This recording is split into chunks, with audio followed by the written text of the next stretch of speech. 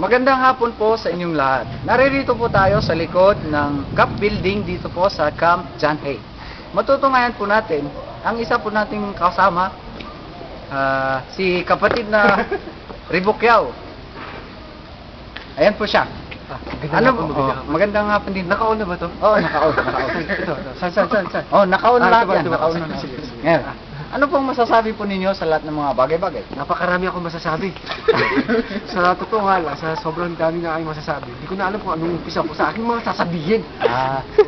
Ano ba yung mga sasabihin mo sana? Oo nga eh.